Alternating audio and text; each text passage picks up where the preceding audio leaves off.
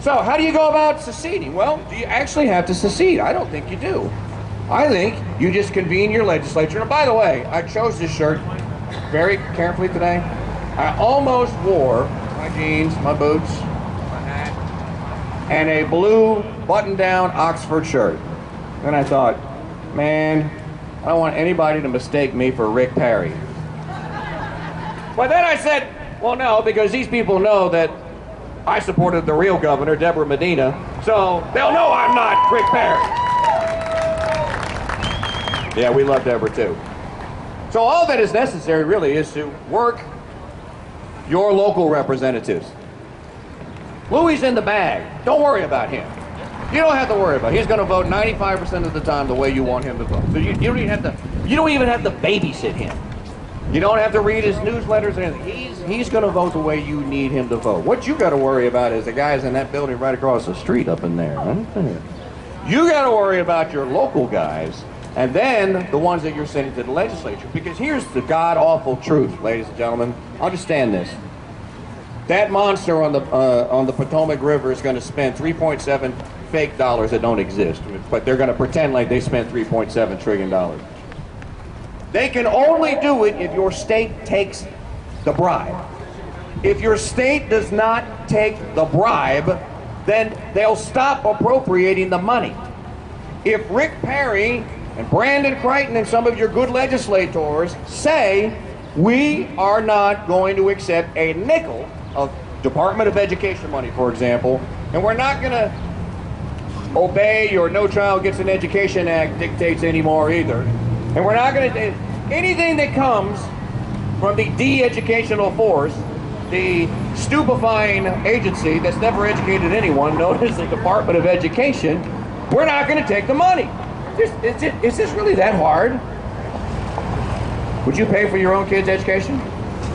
Isn't it your responsibility? We heard speakers all day long talk about individual responsibility. Whose responsibility is it to educate that child? It's your responsibility. I live in Louisiana. It's not mine. The wealth transfer that happens between Louisiana and Texas and Louisiana is obscene.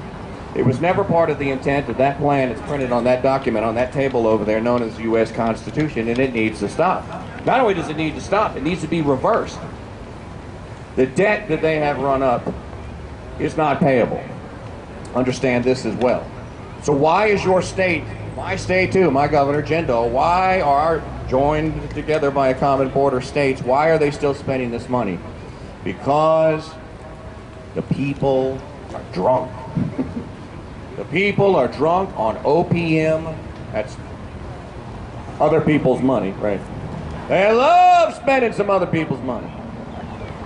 As long as they're drunk on other people's money, and as long as people don't understand what money actually is, they'll keep doing it. So, does it sound like you can fix the problem through Congress, or can you fix it in your state? I say you have a lot more control over your state representative and your state senator and your county commissioners and your mayors than you ever will over a man that represents 700, and I looked this up, 709,000 constituents. He can't possibly, he's great, but he's not that good, represent 709,000 people, but your state representative can't. So that's step one. And it sounds easy enough, doesn't it? Everybody, does that make sense? That you should tell your state legislator, stop accepting the education money. Here's where it gets really tricky, though. You guys aren't going to like this. You're going to have to maintain your own roads, too. They need to tell the Department of Transportation that has never transported one individual, one city block in its 35-year history, we're not going to take any more of your money either. Oh, and by the way, those interstates, those are ours. We'll take care of them, but you don't own them anymore. And get your stupid little Obama stimulus signs out of my state, too, while you're at it. I could go on and on and on and list agency after agency after agency. And the subject here is, how do you secede? Well, the first thing is you secede by not accepting the bribe money. You cut the cord, sever the umbilical cord. Whether it's education. What about this thing that you guys got going here with the Environmental Protection Agency, right? Aren't they trying to tell you guys that all your electric plants are going to have to put these new fancy Al Gore approved scrubber, super duper double secret probation smokestacks on them? That's going to cost you, I think, $3 billion. Any one of you got 3 billion fake Ben Bernanke notes lying around that you want to give them? This is just insane. It's nuts. The whole operation is nuts. So, your state, this is how you begin the process of doing this. Cut the cord. Don't accept their transportation money. Don't accept their food money. And the big one, and Texas has actually talked about this, and to his credit, Governor Gardasil has actually talked about this. Not taking the Medicaid money ever again. If you choose as a community, as a society of Texans, if you choose that you want to have your wages taxed from you through the compulsion of a sales tax or whatever it may be, you want to provide a safety net to your citizens who may not be so well off at that time and need medical care, I think it's a good Christian thing to do. I think there's a better way to do it, but I won't disagree with you on that. Then you should pay for it. This idea here that, oh, we're going to give block grants to the states. Well, where'd the federal government get the money for the block grant? It's like that woman that was interviewed on played the clip on the radio show all the time. Well, they got the money from Obama. Where'd Obama get it? I don't know, from his stash. I don't know, but he's giving it to us. Well, where do you think he got it? He went out back of the tree and he picked it, but he's giving it to us, and that's why we voted for him. There is no such thing as free money.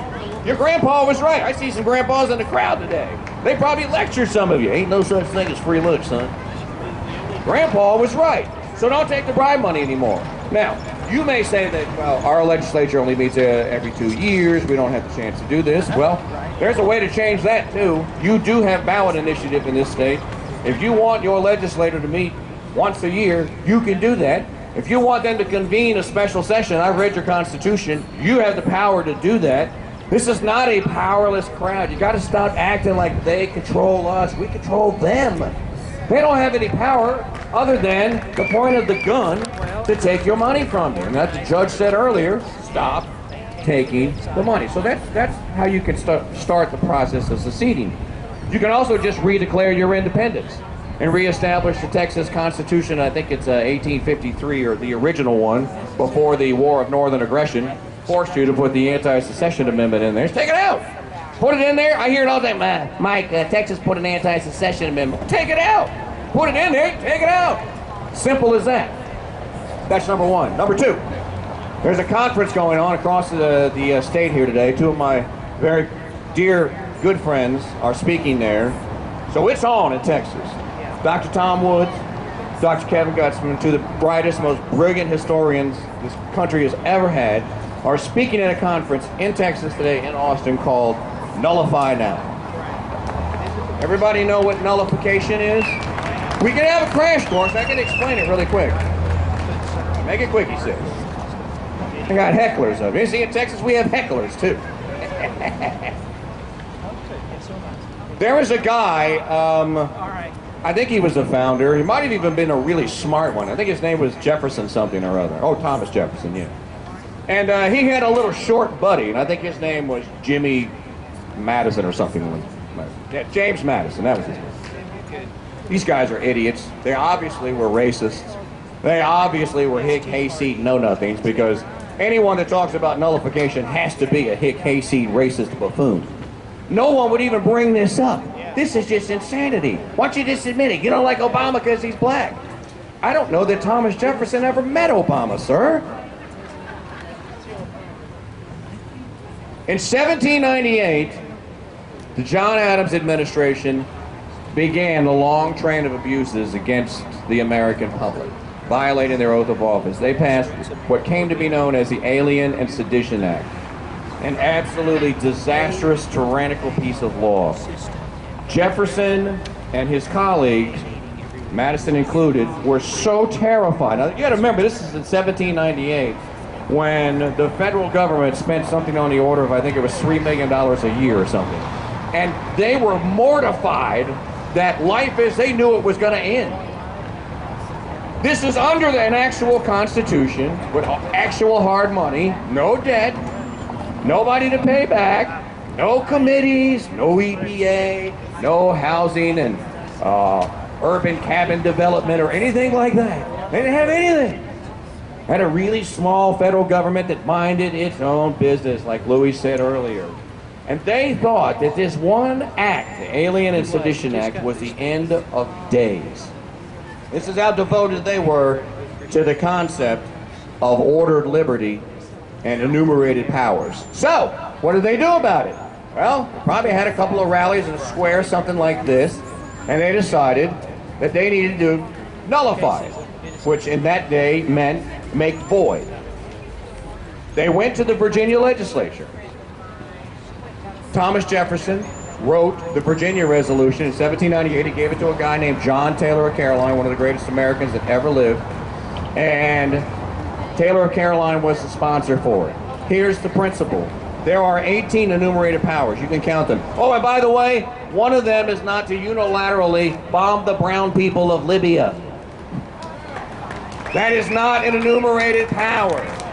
It is not an enumerated power to send an aircraft carrier to bomb the brown people of Libya because you feel like it.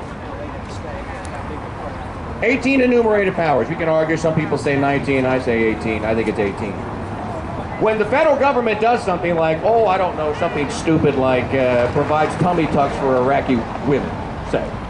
I'm not saying, I'm just saying that it actually happens. Did you know you paid for tummy tucks for Iraqi women? Did you know that? Louis probably knows. It was in an appropriation bill, war funding bill. I don't know how tummy tucks got into war, but I may have to reconsider my career in the military.